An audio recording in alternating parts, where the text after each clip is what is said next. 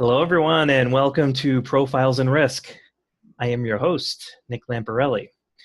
On a beautiful summer day, I am pleased to introduce Clark Poland.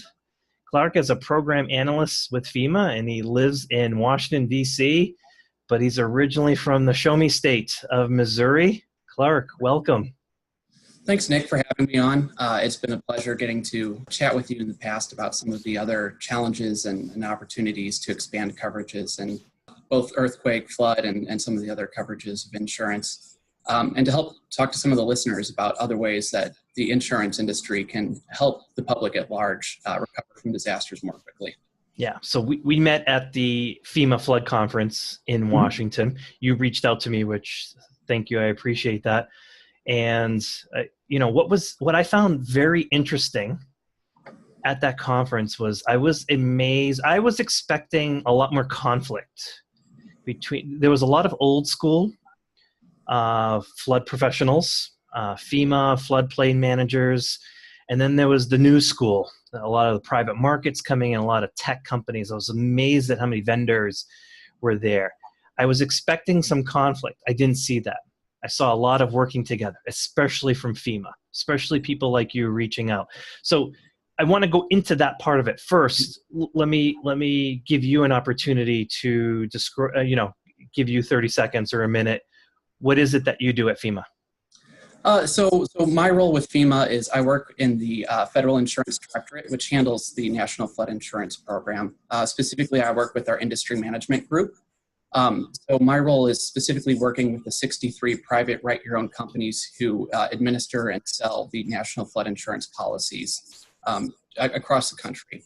As well as working with the write-your-owns, I work with sort of the three major vendor third-party administrators for the companies, as well as sort of the network of agents to make sure that the entire ecosystem of the people who are selling flood insurance across the country are both doing it responsibly for federal funding, being good stewards of federal funds, as well as working together towards our common goals and purposes to making sure that everyone is covered against the peril of flood.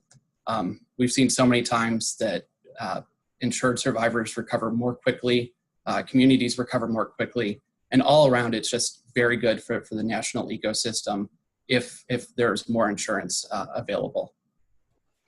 So that was the amazing thing, was the willingness of FEMA, which, being a government agency, they could put up a wall around themselves and just say, this is the way we want it to be. But I was immensely satisfied with what you just described, which is you just want to make sure that after natural disasters, when FEMA or any other kind of agency comes in to sort of oversee what is going on, they just want everybody to get back to normal as quickly as possible. And so it seems like it's one of FEMA's incentives to encourage the private market to help with that goal. Yeah, so absolutely. So over my shoulder right now, you can see we've got a little poster that says, let's take moonshots. So last year, back at the flood conference, we publicly announced that a national goal for FEMA and the country as a large is to double the number of structures covered against the peril of flood. So right now there's roughly 4 million structures that are covered. We're shooting to have 8 million covered by the year 2022. And we know that we can't do this alone. There have been various estimates about the size of the entirety of the flood insurance market. One that I've seen thrown out there is $40 billion in total premiums if all the structures were covered against flood. Right now, FEMA writes about $4 billion, give or take. Recently, in 2017, the private insurance industry writes about $670, $700 million, kind of depending on how you want to define it and look at it. So we know that there are so many other structures out there that aren't covered. And whether it's FEMA, whether it's the private sector, just kind of going back to that same message is that we know it is so much better for everyone if they are covered. The other sort of opportunities that FEMA gives in disasters, sort of our individual assistance grants and some of the other things that people think of FEMA as doing in disasters, they're not nearly capable of making you as whole as the flood insurance can. So one sort of statistic is in Harris County, which is the Houston area, following Hurricane Harvey for our individual assistance programs. We gave out roughly an average of $4,200 in terms of grant money for the individual assistance program. But in terms of our average closed payment for flood, it was $130,000. So you can see the vast disparity and the ability for people to come back from disasters. And I don't want to speak for you, but I know I personally couldn't come back without having the flood insurance or other insurance. So we know that it's crucial for people's well-being and their. Yeah, I think I have $4,200 just in books behind me. So that's a huge problem. That is, I don't want to transition too far off of flood, but that was something I noticed when I lived in the state of California, was when you talk to people about why they don't buy earthquake insurance.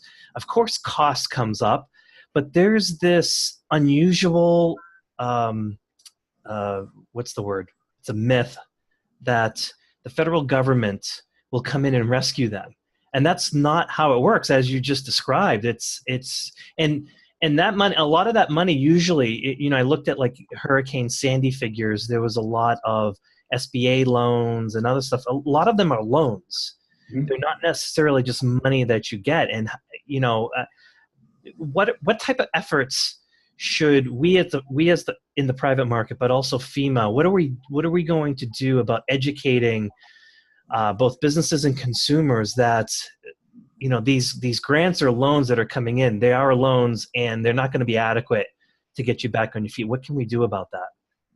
Honestly, that's a really good question. It's a really large hurdle. Just to explain to people risk, it's for some of these catastrophic events, it's just so hard to conceptualize the likelihood that this is going to happen. So a lot of community outreach efforts. One of the things that we've worked hard, especially in the flood sector, to do is to work with what we're calling intermediaries. So we know that there are more ways for people to get information than just having the federal government blast out a message. So working with local community officials, working with your neighbors. So your neighbors are an important source of information about what risk is. If they've had a loss, it's a great sort of story to help tell and share the story of the value of some of these products without having to sort of be heavy-handed on our part. Well, there's a wonderful image. I'll see if I can dig it up. I think it is from Hurricane Harvey, and it shows two homes side by side. One had flood insurance, the other one didn't. One looked like a perfectly normal home. They were both damaged. Mm-hmm. One looked like a perfectly normal home. The other one had all kinds of debris piled up in the front, and you can see that the home was still slightly damaged. There was something wrong with the home. To me, that tells it all. It's like you can get back. It's almost like penny wise and pound foolish. You can wait. The government may help you, but you're going to kind of live in misery for a while. So I'll see if I can dig that up, but I'm sorry, you can continue. Oh, no. So one of we recently released a 4-year strategic plan that goes 2018 to 2022 that highlights the agency's priorities and goals. And, sort of 3 top line goals. First is to build a culture of preparedness. And that's all that this, is one of the 3 priorities, is to say, hey, we need to work together as a community to encourage people to reduce their risk, to close the insurance gap, to make sure that they're covered against these perils, because these are things that we know about. And we know that that's not a message that we as a single agency can do. So it's working a lot with our state, our local, our tribal, and our territorial partners, as well as people outside of the traditional sort of governmental chain. So the nonprofits, a lot of the for-profit companies, insurance companies especially, can value and have benefit from mitigation efforts, whether it's reducing the total loss or to consolidate some of the losses to help set better rates. It helps everyone to reduce the risk. Yeah. Could you talk a little bit about FEMA's structure? What struck me as well was I noticed a lot of folks at the flood conference walking around where it said FEMA, some branch or some unit, and they would be, in Maine. I met a lot of New Englanders that way. How are the tentacles spread out, and what do those individual, I guess they're branch offices, what do they do? So primarily FEMA is kind of structured with one headquarters here in Washington, D.C., as well as 10 regional offices spread across the country. So those are kind of the permanent fixed facilities that we have.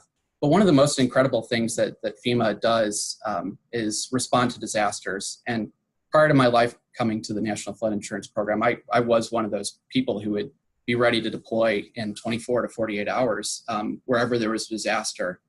And so fundamentally what ends up happening, where you've met people across the country, is through one of our authorities, which is the Stafford Act, which is kind of what the public tends to generally think of as the disaster efforts of FEMA, is the state governor will request an emergency declaration and request that the president make a presidentially declared disaster. And then once that happens, once the president makes that declaration, then the whole FEMA apparatus comes into a new state and stands up a totally new office, what we call a joint field office, which works with the state and local counterparts as well. And we set up a whole new organization to help with that specific state and that specific disaster. And honestly, I love all of my flood insurance brethren, and I'm sitting in that office now, but I truly think, I think one of the most incredible things that we do as an agency is stand up a whole new organization within moments' notice. There are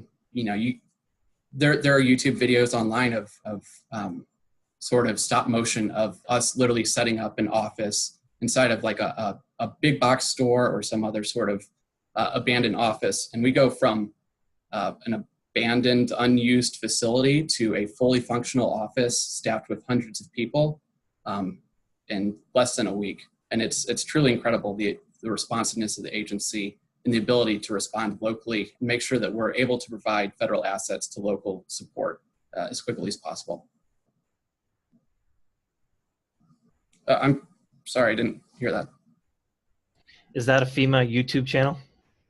I believe it is on the FEMA YouTube channel. Okay. We do have a channel which has a number of videos, including some specific stories about people who've had flood insurance and the value that they've seen in having that product. Yeah, I'll for the listeners that are watching, I'll see if I can find those and try to embed those in the video or put those in the show notes. And of course, we also have Twitter and Facebook and LinkedIn and a full social media presence as well. Yeah, fantastic. I will link to all of those. Besides the little bit of money that is granted when a natural disaster occurs, what are some of the other misconceptions when it comes to what FEMA does, what they can provide? Where do we as the public we might be getting it wrong? So I think one of the biggest misconceptions is that we only operate during the disaster times. So FEMA's mission is that we help people before, during, and after disasters. And generally, people only see the FEMA polos during the disasters. That's generally the only time you see us. But we have entire branches that are dedicated to community preparedness, individual preparedness. So like ready.gov, which is a website focused on individual preparedness, that's a FEMA product.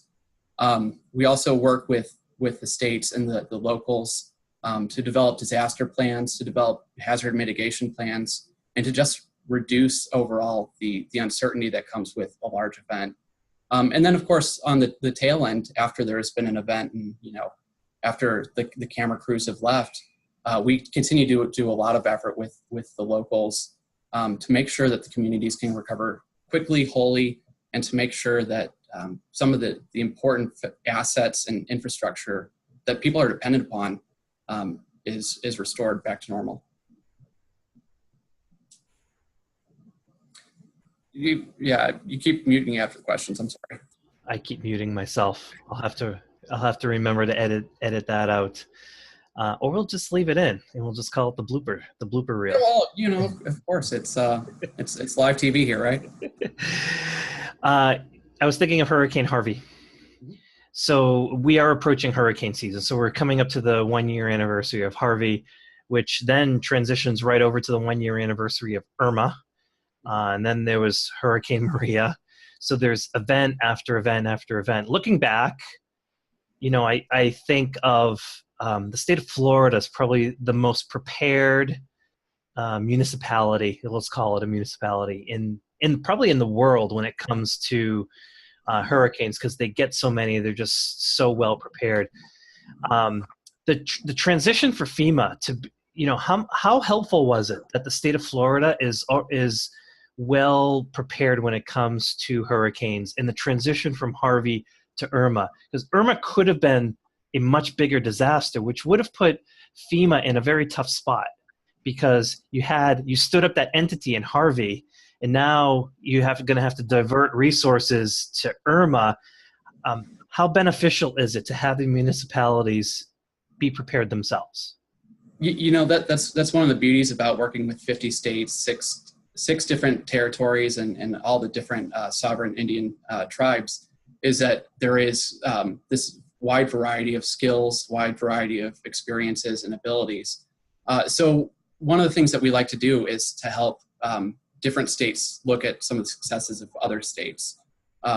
One of the things that we're heavily invested in is making sure that lessons learned after heavy disasters are shared, that they are good messages to carry across to other people and help make sure that, some of the assets of Florida, the best practices that they've used, some of the successes that they've had, can translate to all the other different territories and states that we support.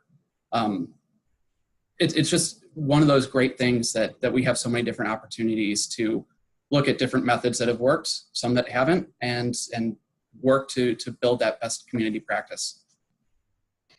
Yeah, so can we talk, besides the moonshot, can we talk about other goals that FEMA might have? And that can be beyond just the NFIP. When it comes to natural disasters, what are FEMA's other moonshots? So one of the other moonshots that we have is that we're working to quadruple the amount of mitigation dollars that are being invested across the country. So one of the things that we recently did is we completed another sort of study about the effectiveness of mitigation dollars. We found that there is a 4-to-1 dollar ROI in terms of code enforcement. Just adopting better codes provides so much loss avoidance across all perils. And then we found that for every sort of federal dollar that's invested in mitigation efforts, there's a $6 ROI on that as well. So by quadrupling the amount that we're spending on that, it helps decrease the overall amount of disaster suffering that might come about. We also, as you mentioned, as mentioned earlier, is we're working to prepare for catastrophic events. Last year was a perfect example of why we need to work and continue to improve all of our state's efforts to make sure that everyone is able to respond as quickly and as wholly as anyone else. We don't get to choose where the next disaster is going to be. So we need to do everything that we can to make sure that everyone has an equal opportunity to have the same sort of resources and response efforts as anyone else. Yeah. When you talk about mitigation efforts, I'm thinking back to Hurricane Sandy, and I know that on the coastline of New Jersey, there's still some homes that have not been repaired because they're running into code issues now. So municipalities now say that if your property has been more than 50% damaged, that it has to be elevated beyond a certain amount, and there are folks that can't afford to do that. Elevating a home costs tens of thousands, sometimes $100,000 to elevate a home. Would there be mitigation dollars available for those kinds of disaster survivors? So well, I'll actually back this up a little bit and tie it back to insurance. Is one of the standard coverages inside of the standard flood insurance policy offered by FEMA is a $30,000 increased cost of compliance. So if the community does determine that it's substantially damaged and now the home is out of compliance with the codes, you can be eligible for up to $30,000 for code compliance. That said, that might not cover the whole thing. So there are other opportunities and other grants, both whether it's federal, whether it's state, or local, depending on sort of the source to help people rebuild in a way that we know makes things safer. Yeah. Will there be money available to, I know that there's, in some areas, there's a push to buy the properties, and take them out of the inventory, and convert them to parks or marshlands or whatever. Would that be available as well? So, again, it's kind of going to depend.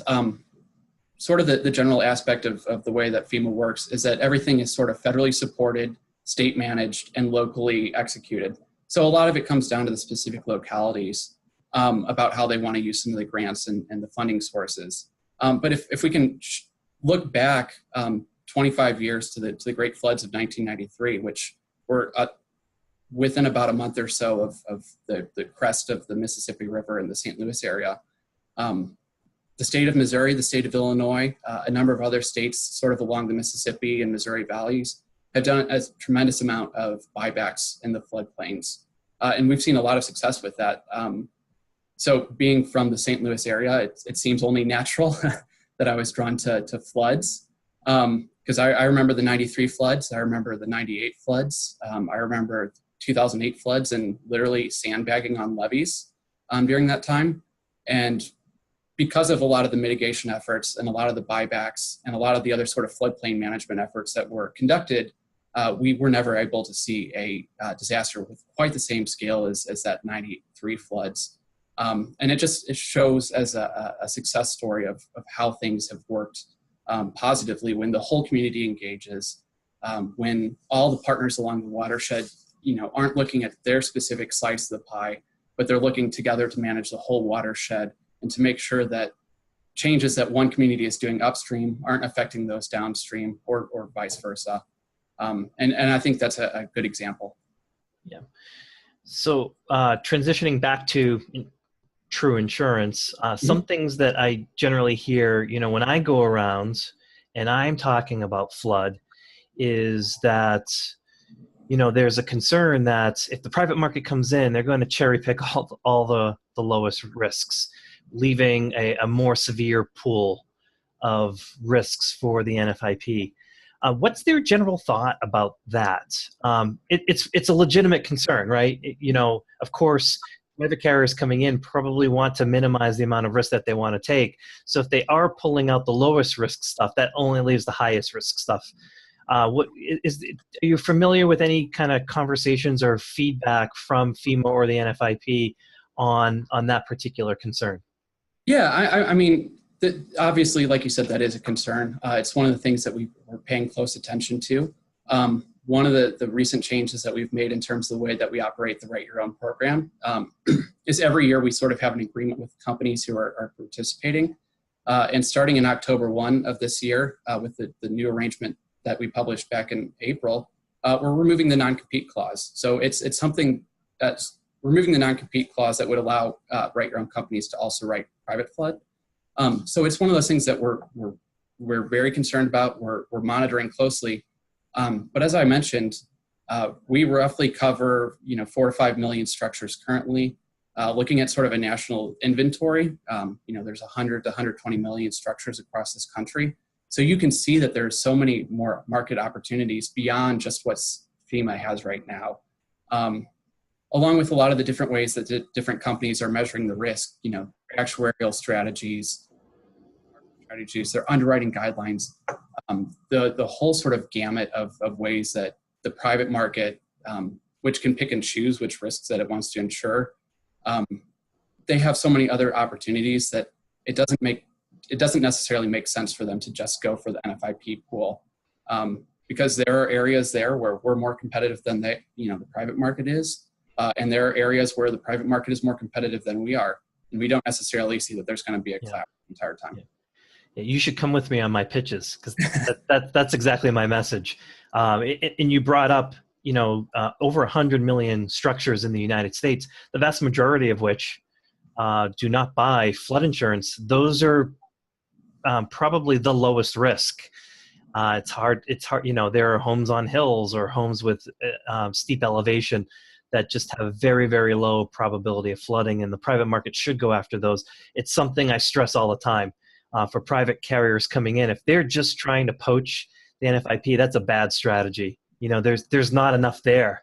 And the NFIP only has a small fraction of all the inventory. So I agree with you. I think that's a very bad strategy. Well, and the other thing that the private market can do too is they can be a lot more innovative in some of the products that they can offer. So if a private carrier wants to just add an endorsement for the flood peril, that's something that we can't do, having to offer it as a standalone product. So there are other sorts of cost savings that they can target there, as well as some other strategies that we just quite frankly can't do with our current setup. So there's more than enough opportunities. The pie is too big to be trying to go after other people's slices. Yeah, precisely. A lot of wildfires going on in California. Those are natural disasters. Can you just spend a minute or so and talk about what FEMA is doing out there? I assume a lot of these wildfires are still going on. Yeah, so FEMA continues to federally support a lot of the efforts that are being driven by the state and some of the other federal agencies that work in the wildland fires, such as the U.S. Forest Service. If I can interrupt you, who leads that effort? That's that's a little bit different than a hurricane. There are a lot of other agencies that are contributing. So how does that get coordinated? So I'll be honest, I'm not an expert on sort of the wildfire response. It's a little bit different than some of the other Stafford Act responsibilities. So I'm stepping a little outside of my comfort zone here, trying to go over that. Yeah. One of the things I was just sort of assuming it'd be like Homeland Security or something that would kind of lead that effort, but that's okay. We can continue on. Yeah, so one of the things though that we do want to emphasize about wildfires though is that one of the sort of tenets of wildfires is that it can often flood afterwards. So a lot of the trees are destroyed, a lot of the ground cover is destroyed, and then that just allows for a lot of flooding opportunities. So we'd really like to emphasize to people who are in affected areas or downhill of affected wildfire areas that now is an important time to consider flood insurance. One of sort of the standard caveats of the standard flood insurance policy that we sell is that there's normally a 30-day sort of waiting period before coverage goes into effect. After certain wildfire conditions, that can be waived. So we want to make sure that people are aware that that waiting period may or may not apply depending on sort of the circumstances. To take a look, speak with a licensed agent, and make sure that you are addressing your risk from after a fire. Yeah, for those that are watching that are unaware, after the wildfire season last year in California, they had a storm or two that dropped torrential rain, like an inch or two an hour, which caused mudslides that actually damaged a lot of property and actually killed people.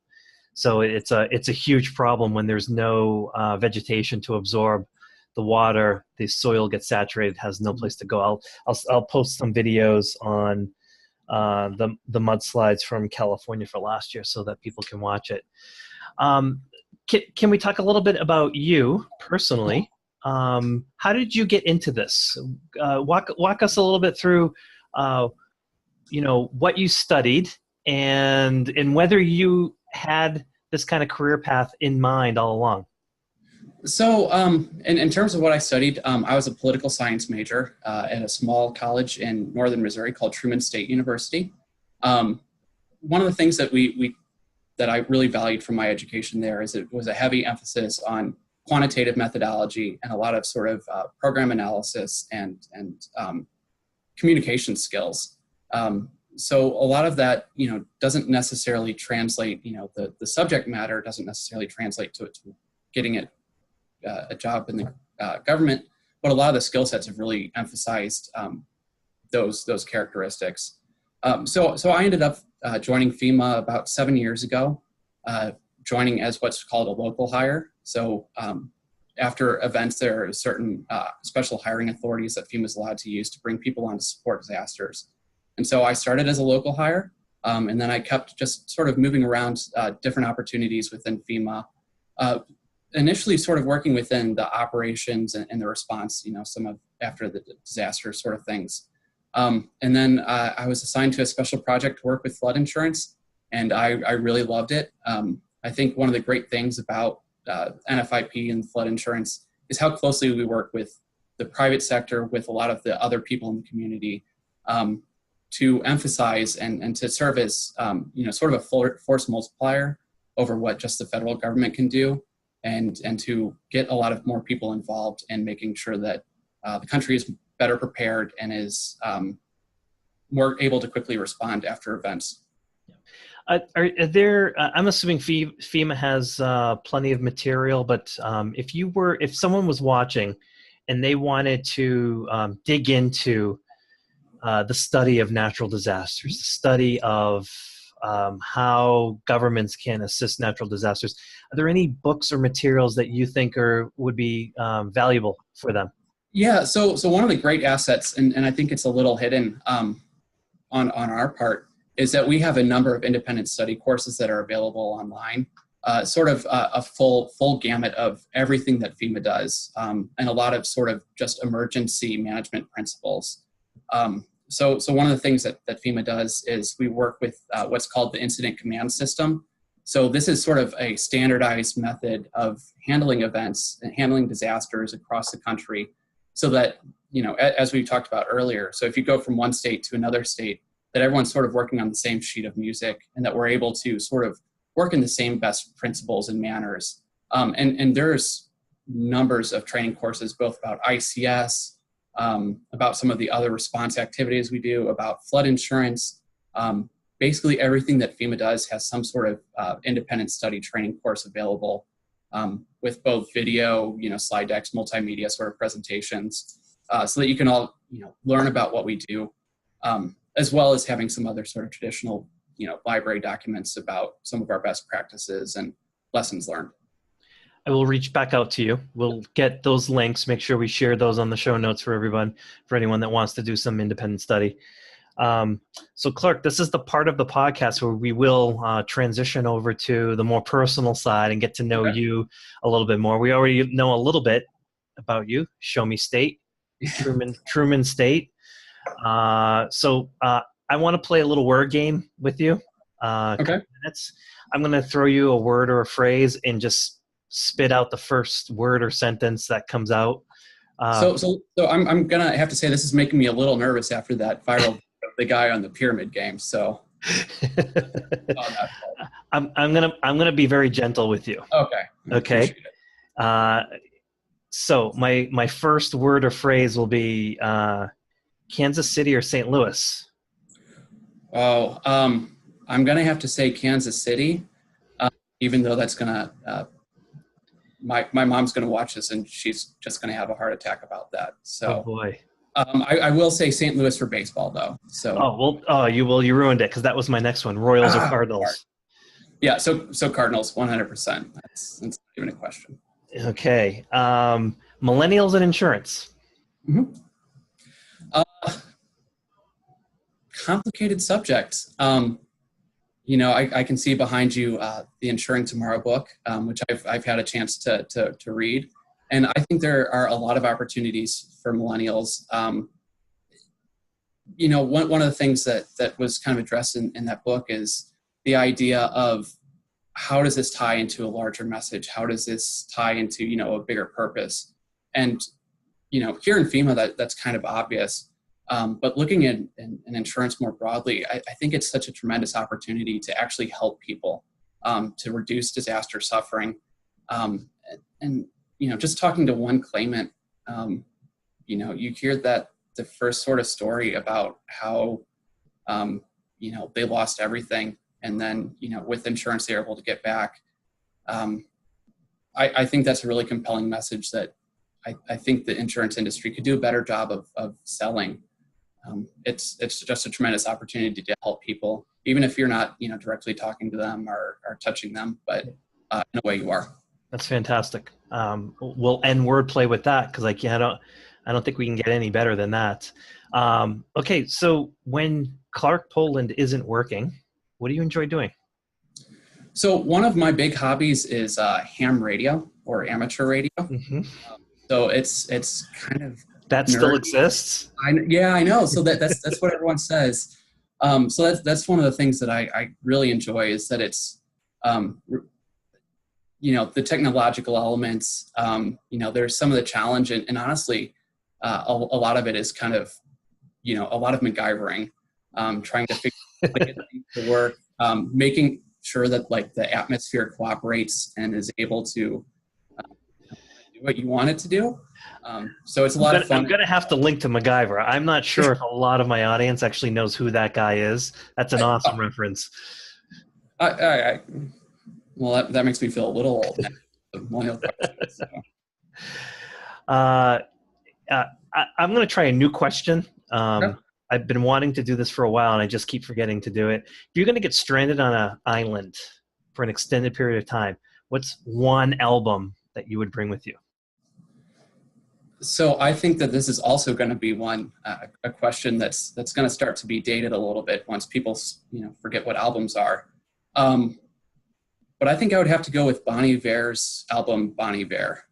I figure if I'm going to be on an island, I'm probably going to be a little bit stressed. I'm probably going to be needing something to keep me a little bit centered. And that's one of those albums that just, I'd love to put it on the headphones and it just helps me calm down, cool, and sort of focus and center. I'm not sure if I know Bon Iver. Yeah, so he's kind of a folksy. I don't even know how to describe him. Okay, we'll link to it. Yeah. We'll find the link. We'll link to it. I will become a Bon Iver expert before this broadcast goes live. Okay, so common question I ask all of my guests: what tools or techniques do you use to stay productive and/or organized? So obviously, one of the most important things that I have is my Outlook calendar. So my general joke with any of my colleagues or anyone who's trying to schedule meetings is if it's not on my calendar, it's not going to happen.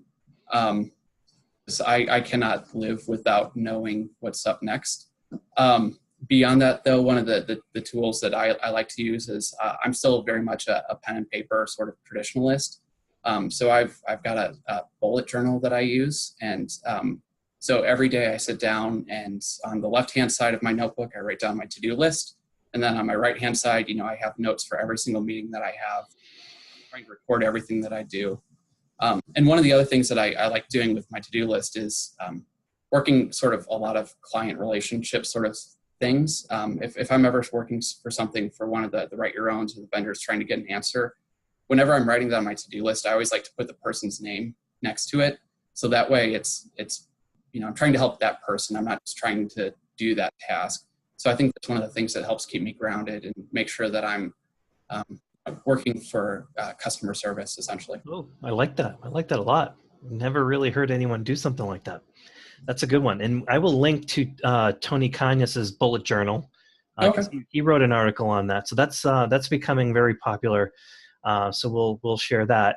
And finally, last but not least, what books have you found to be influential in your personal and or business lives? So one of the things that I like to read about is trying to understand why people think what they do. And I think that's especially important when it comes to risk management, because ultimately everyone is having to evaluate their own risk. And, sort of the standard economic models of risk, you have risk aversion, risk preferring, and sort of those risk neutral attitudes. But we've found out that a lot of times that those people don't necessarily think rationally, especially when it comes to risk. So two of the books that I've liked to have read, sort of talking about the way that people don't necessarily act in, sort of standard models are Thinking Fast and Slow by Daniel Kahneman, and then Misbehaving, The Making of Behavioral Economics by Richard Thaler. So those two sort of look at a lot of the ways that people act differently depending on, outside of the standard sort of assumptions. And then I also like thinking about how people act and respond during disasters and other sort of stressful events. And two of the books that I've found interesting to read are The Unthinkable, Who Survives When Disaster Strikes and Why by Amanda Ripley, and Sources of Power, How People Make Decisions by Gary Klein.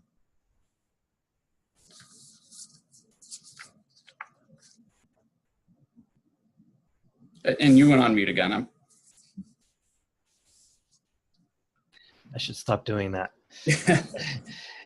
It's a great conference call. 3 of these books I have never heard. That's fantastic. Could you repeat the author's name for Misbehaving? Misbehaving was Richard Thaler, or it might be Thaler. Okay. But it's Thaler. I'm familiar with his name. He wrote Nudge, which is pretty popular a couple years back. Fantastic. This is a great list. I especially like the two that are related to what you do on a day-to-day basis. That's extremely helpful. We'll get those up on the show notes. And out of respect for your time, this has been a great conversation that we've had. We've learned a lot about the particular section that you're working on. I think there's a lot of misunderstandings when it comes to FEMA. Mm-hmm. And so it's marvelous, the work that you do. I hope that I can help be what's it called, infomediary. Yeah, absolutely. When it comes to FEMA. Absolutely. So Clark, I appreciate your time. Thank you so much. My guest this week has been Clark Poland. I appreciate it. Great. Thanks, Nick.